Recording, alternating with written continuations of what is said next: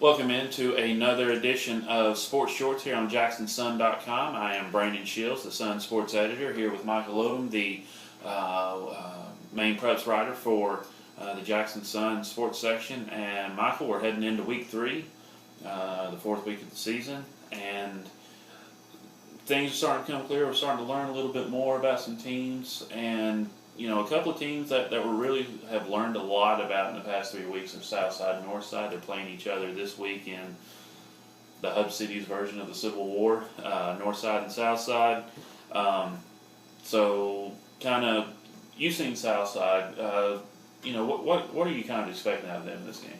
The key for Southside is going to be ball control. Against USJ, they couldn't move the ball, and so they had to constantly punt. And when you put an offense on the field as dangerous as USJ, they're finally going to find the antidote to get to the end zone.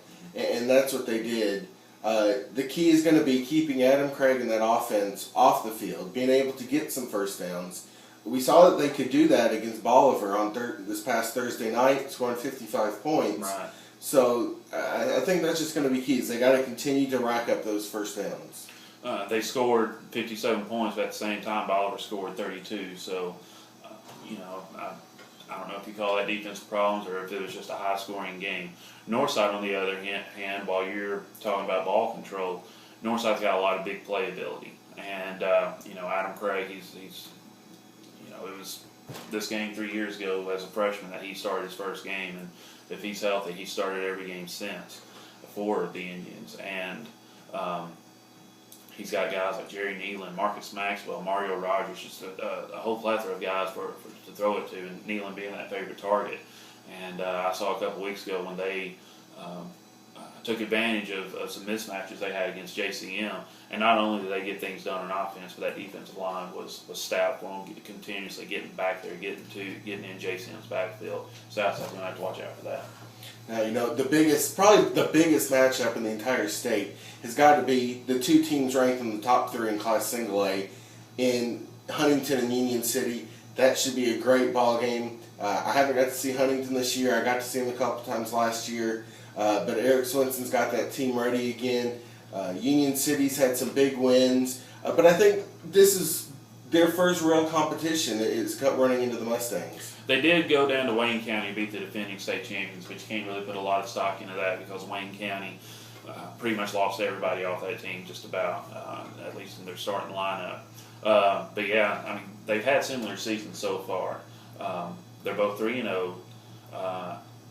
Union City hasn't had as close of games as Huntington has. Huntington had kind of a close game with Peabody. And talking to Joe Gaddis earlier this week, Peabody's coach, he said if we had played 4 quarters, we would have given Huntington a better game. And they beat Riverside by 13, 42-28, 41-28. And then last week they beat Brewston 50-8. So, and Union City's getting a lot of big wins like that as well. They got Keelan Hyde at fullback, who's a really big, fast guy who's hard to bring down.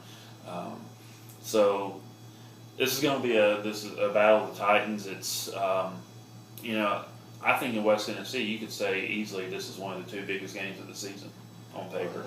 These 2 teams can meet again for a semifinal down the road. Semifinal. Hopefully, they would end up in different quadrants of the playoffs, but that's a whole nother sport short for later in the season. Any more big matchups that kind of catch your eye when you look down the schedule for this week? You've got to look at Hardin County, Lexington. Hardin County has really been playing some good football this year. That win over Munford Friday night in overtime. They were down by 14 points in the final 4 minutes, coming back to tie it, and then being able to get that win. That's a big win for Hardin County football. Now they go against a Lexington team in which will really test them. Lexington's going to test Hardin County, and we'll really see what Hardin County's made of. And this will also be the toughest test for Lexington so far, I think. They beat Riverside by 56 points, and then they took out Fayette by 38 last week. So, I think the competition is definitely going to step up compared to last week. One that's going to be interesting to me is USJ goes down to Memphis to take on ECS. These teams played twice last year. ECS won by 5 points in the regular season matchup. They have to come back to Jackson in the second round of the playoffs. USJ wins that one in their run to the state championship game. They're taking 2 overtimes to do it. USJ's got a team that's going to be pretty different from what they had last year, and ECS has got athletes all over the field, so it's going to be a good test for both of them. Yeah, it will be a tough test. All right, well, that'll do it for this week. Enjoy the games. Whichever game you decide to go to, there's a lot of good matchups, not just ones we've talked about. There's a lot of other ones. Keep up with us on Friday nights.